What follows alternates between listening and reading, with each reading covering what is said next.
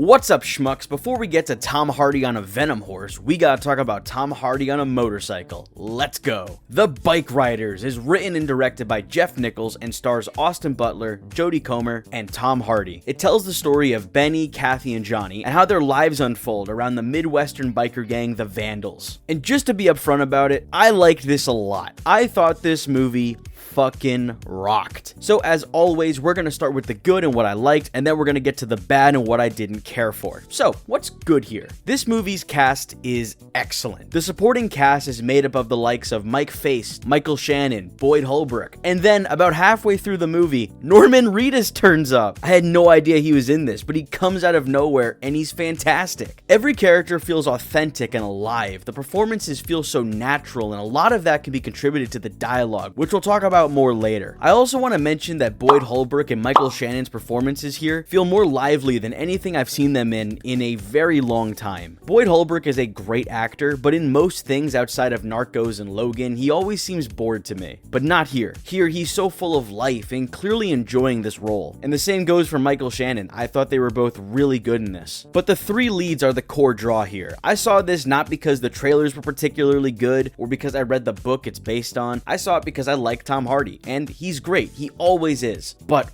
Austin Butler, man, god damn. The dude is just so charismatic and suave and cool. I think he's just really neat. Please put him in a proper Western, a good, authentic cowboy movie. Someone please get Taylor Sheridan on the phone. Like I said, Tom Hardy is amazing in this. I also really love the voice he's doing here. It's high-pitched with a proper Western twang, and that hit my ear just the right way. All his roles have him doing a weird voice. That's what I love about the guy. But Jodie Comer is really, really good. She's also doing a funny voice that's really great, but her performance here is, I don't know what word to use other than excellent. She's so good in this. Kathy is kind of the center of the whole thing. A lot of the movie is from her perspective, and she's almost a protagonist, but the movie does split its time fairly evenly between the three leads. But a lot of it does center around Kathy and where she fits into all of this. And I thought Jodie Comer handled herself really well with that kind of role. She is truly fantastic in this. I also love the look and the feel of this movie. It feels like a 90s movie you'd see on TV late one Friday night, and I really enjoyed that. It's a big throwback to movies of a bygone era that I didn't experience personally, but I do really like. The sound design in this movie is just top tier. People are getting punched and kicked, and motorcycles are revving and guns go off, and it all sounds really good. Fights have a punchiness to them that makes them feel impactful, and the pop of a gun was quite startling at times. I loved how this movie sounded, an auditory delight. Speaking of audio though, this movie's dialogue is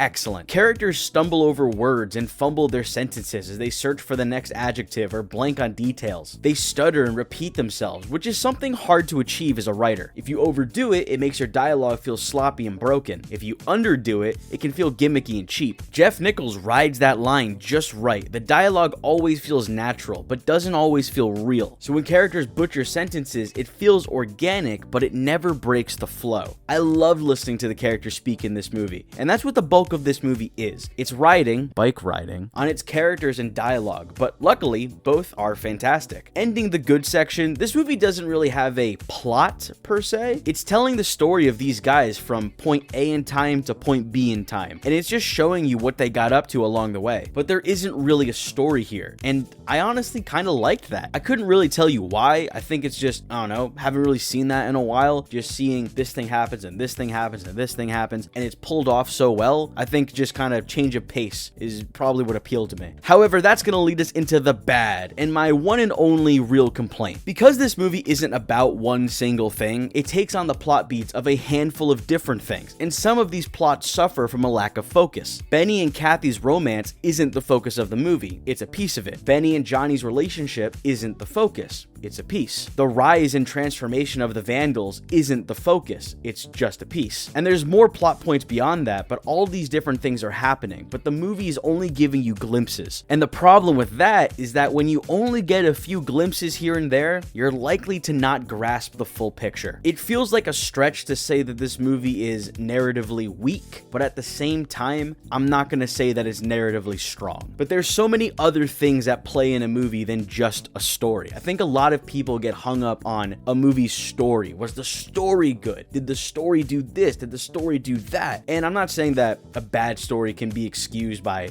pretty visuals, but there are other things at play in this movie. And while the story and the plot itself is not the bike rider's strongest asset, there is so many other things at play in this that are incredibly strong and incredibly well done that I'm not hung up on a not particularly strong story. The Bikeriders is an exhilarating, heart-punching, feel-good, bittersweet joyride that I absolutely adored. I do highly recommend this, and if you are gonna see it, definitely see it in a theater, because the sound design, man, the sound design, you have to hear this movie in the theater. Anyway, that'll do it. Thank you for watching. If you enjoyed this, leave a like. If you didn't, leave a dislike. Subscribe if you want to hear me talk about movies some more, and I will see you next time. Bye!